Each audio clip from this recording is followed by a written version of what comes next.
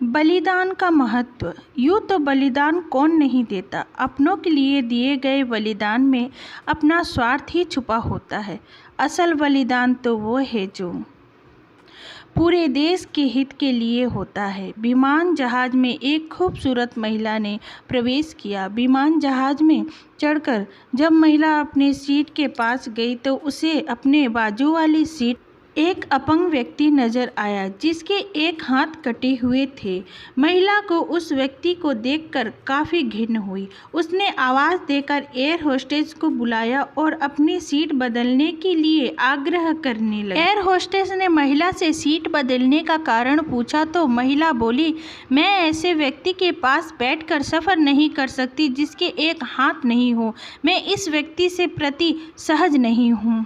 मैं इस व्यक्ति के पास बैठकर यात्रा नहीं कर सकती, इसलिए प्लीज़ आप मुझे कोई और सीट दे दीजिए। दिखने में शांत और पढ़ी लिखी महिला के इस तरह के व्यवहार पर एयर होस्टेस अचंभित हुई। एयर होस्टेस ने चारों तरफ देखा लेकिन कोई भी सीट खाली नहीं थी।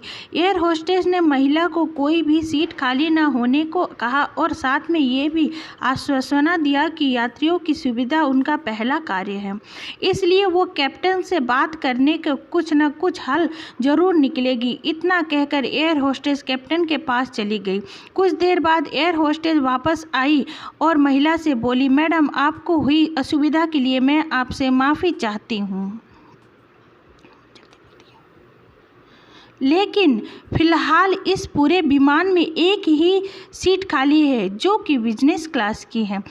जैसा कि मैंने आपको बताया कि हमारी कंपनी का प्रथम उद्देश्य यात्रियों की सुविधा का ख्याल रखना है, इसलिए हम हमारी कंपनी के इतिहास में पहली बार ऐसी इकोनॉमी क्लास के यात्री को बिजनेस क्लास में बैठाने जा रहे हैं। एयर होस्टेस की बात सुनकर महिला बहुत खुश हुई और धन्यवाद कहते हुए अपनी सीट से उठने लगी। तभी एयर होस्टेस ने उस अपंग व्यक्ति की ओर अपने दोनों हाथ बढ़ाते हुए कहा, सर, आपको हो रही असुविधा के लिए मैं आपसे माफ़ी चाहती हूँ, लेकिन हम आपको इकोनॉमी क्लास से बिजनेस क्लास की सीट दे रहे हैं क्योंकि हम नहीं चाहते कि आप किसी अशिष्ट यति के साथ यात्रा करें। एयर होस्टेस की ये बात सुनकर सभी यात्री एयर होस्टेस से इस निर्णय के लिए तालियां बजाने लगे। वो सुंदर महिला अपने इस तरह के बर्ताव पर अब नज़रें नहीं उठा पा रही थी। तभी वो व्यक्ति अपनी सीट से उठा और बोला, मैं एक भूतपूर्व सैनिक हूँ। कश्मीर में हुए एक मिशन के दौरान मैं अपने एक हाथ खो दिए, लेकिन मुझे हमेशा खुद पर देश के लिए दिए गए इस बलिदान पर गर्व था।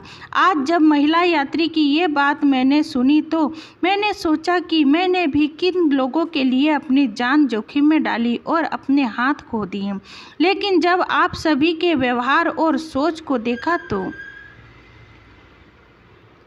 मुझे आप खुद पर गर्व महसूस हुआ। इतना कहकर वो यात्री बिजनेस क्लास में चला गया और वो महिला शर्म से पानी पानी हो गई।